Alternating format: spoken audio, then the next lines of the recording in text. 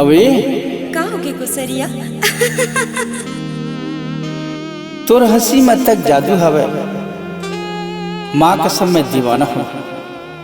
ज्यादा हंस मत बही, नहीं ते मैं हो जाए दीवाना बनाए मोलाओ। अरे हंसी मुस्का के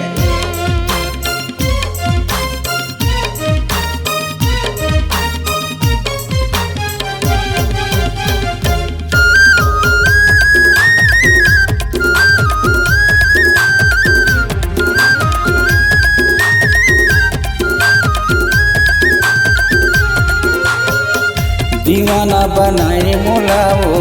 हंसी मुस्का के बैहा बनाए मोलाओ।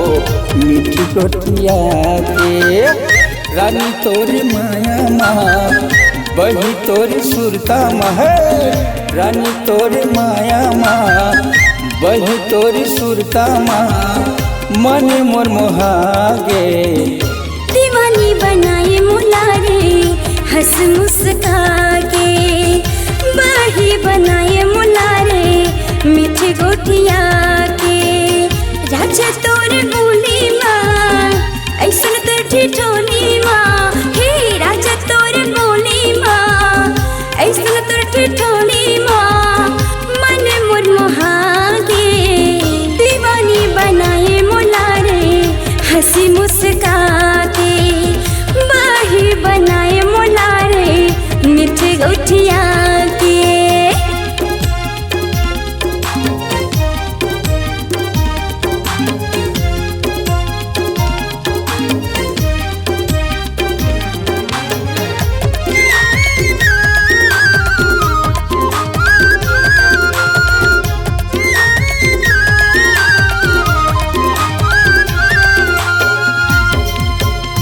सोलह साल की तोर जवानी आम कस गिराए है।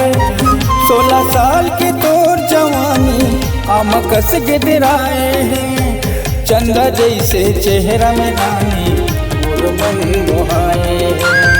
चंदा जैसे चेहरा में रानी मोर मन मोहाए। नींद नहीं आवे मोलावो, कछु नहीं सुहावे मोलावो। नींद नहीं आवे मोलावो, कछु नहीं सुहावे मोलावो। का जादू डाले दीवाना बनाए मोलावो। हंसी मुस्का के बैहा बनाए मोलावो। मीठी गोटिया के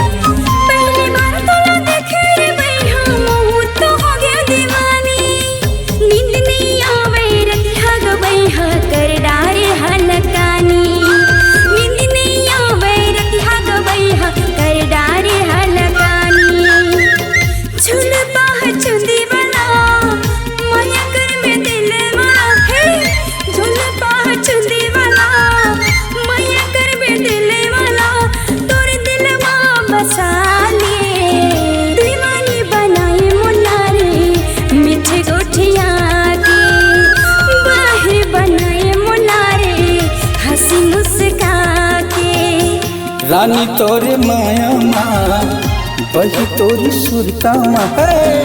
रानी तोरे माया माँ, बही तोरी सुरता माँ। मन मोर मोहागे दीवानी बनाए मोला रे हंसी मुस्का के। दीवाना बनाए मोला हंसी मुस्का के। दीवानी बनाए मोला रे हंसी मुस्का के। बैहा बनाए मोलाओ मीठी गोटिया के। संगवारी हो नवा नवा गाना सुने बर और देखे बर हमर दीप म्यूजिक चैनल ला लाइक शेयर सब्सक्राइब करे बर बिल्कुल झन भुलाहू और नवा अपडेट पाए बर घंटी के बटन ला जरूर दबाओ।